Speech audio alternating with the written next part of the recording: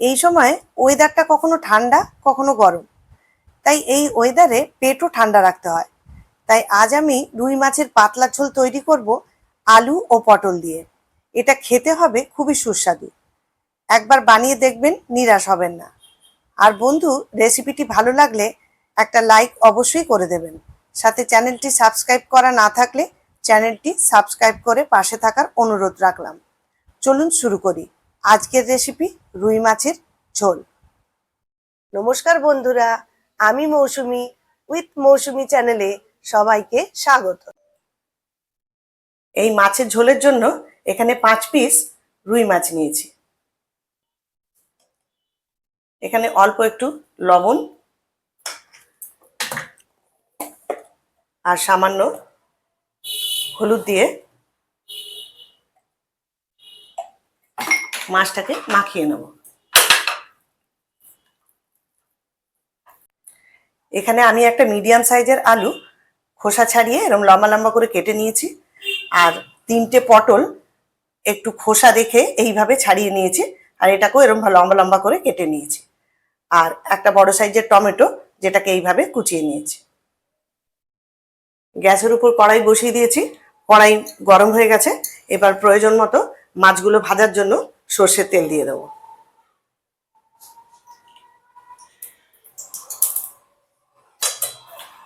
এই তেলটাকে একটু কড়াইয়ের চারিদিকে এভাবে ঘুরিয়ে নেব। এবার তেল গরম হয়ে গেছে। এবার এই তেলের মধ্যে হলুদ নুন মাখানো মাছগুলোকে ভেজে নেব।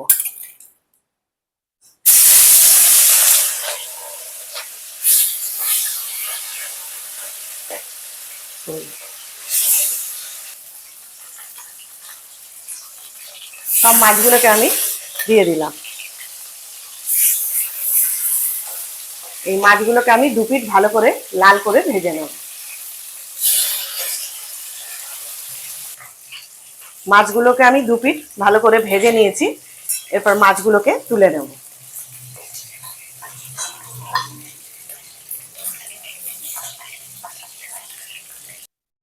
এবার ওই তেলের মধ্যেই কেটে রাখা আলু আর পটলগুলোকে ভেজে নেব।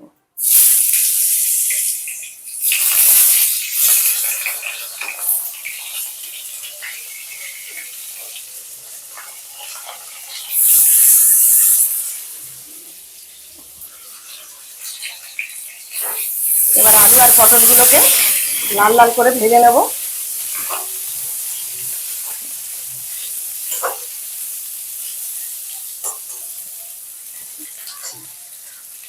এই পটলগুলোকে একটু ভালো করে ভেজে নেব। আর যদি একটু কাঁচা কাঁচা থাকে খেতে ভালো লাগবে না ঝোলের সঙ্গে, তাই পটলগুলোকেও আমি লাল লাল করে ভেজে নেব। পটলগুলো আমার ভাজা হয়ে গেছে। পটল আর আলুগুলোকে আমি লাল করে ভালো করে ভেজে নিয়েছি। এখানে আপনারা ইচ্ছে করলে ঝিঙে কাঁচকলা এটি দিতে পারেন। এবার পটল আর আলুগুলোকে আমি তুলে দেবো।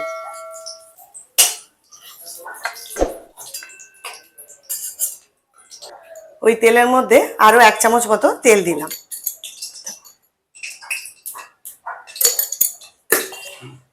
এবার ওই তেলের মধ্যে 1/2 চামচ জিরে আর একটা শুকনো লঙ্কা, যেটা 2 টুকরো করে নিয়েছি, সেই শুকনো লঙ্কাটাকে ফোড়ন দিলাম। ফোড়নটাকে একটু ভেজে নেব। ফোড়নটা আমার ভালো মতো ভাজা হয়ে গেছে।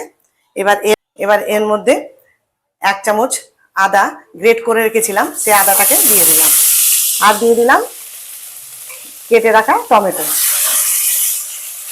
এবার টমেটো আর আদাটাকে একটুখানি ভেজে নেব। যতক্ষণ না টমেটোটা গলে না যাচ্ছে ততক্ষণ এই টমেটোটাকে একটু ভেজে নেব। এখানে স্বাদ মতো লবণ দিয়ে দেবো, টমেটোটা তাড়াতাড়ি গলেও যাবে। এরপর টমেটো আর আদা ততক্ষণ ভাজবো যতক্ষণ না আদা আর টমেটোর কাঁচা গন্ধটা না যায়, ততক্ষণ এটাকে ভেজে নেব।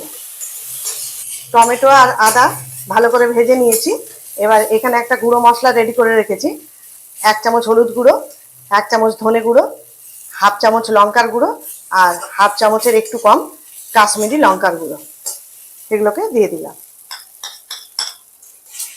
আর সামান্য পরিমাণ একটু জল দিয়ে মশলাটাকে একটু ভেজে নেব। যতক্ষণ না মশলা থেকে একটু তেল বেরিয়ে আসছে ততক্ষণ মশলাটাকে কষিয়ে নেব। মশলাটা কষানো হয়ে গেছে, মশলা থেকে তেল বেরিয়ে এসছে। এবার এখানে প্রয়োজন মতো জল দিয়ে দেবো। এখানে আমি গরম জল রেডি করে রেখেছিলাম, সেই গরম জলটাকে দিয়ে দিলাম। যেহেতু মাছের ঝোল একটু পরিমাণ মতোই দিতে হবে। ঝোলটা ফুটতে শুরু করেছে, এখানে এর মধ্যে ভেজে রাখা পটল আর আলুগুলোকে দিয়ে দেবো।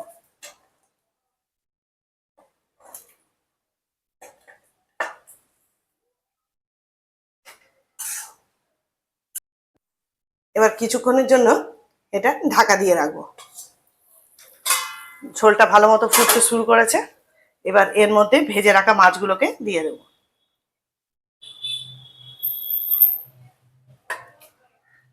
সমস্ত মাছগুলোকে দিয়ে দিলাম।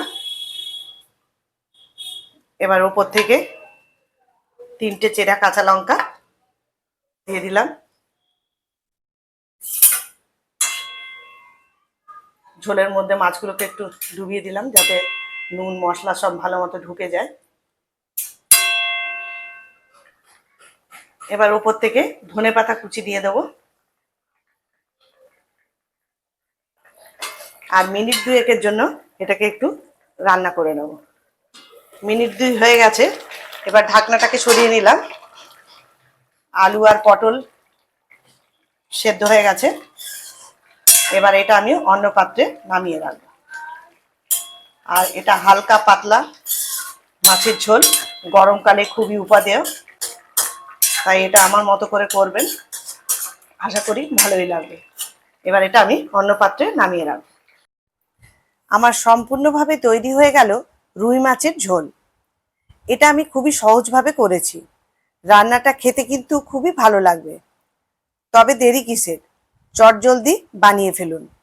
আর আমার এই রেসিপিটি যদি ভালো লেগে থাকে লাইক ও শেয়ার করবেন, কমেন্ট করে জানাবেন রেসিপিটি কেমন হয়েছে। আবারও কোনো নতুন ভিডিও নিয়ে চলে আসব। সবাই ভালো থাকবেন, সুস্থ থাকবেন। ধন্যবাদ।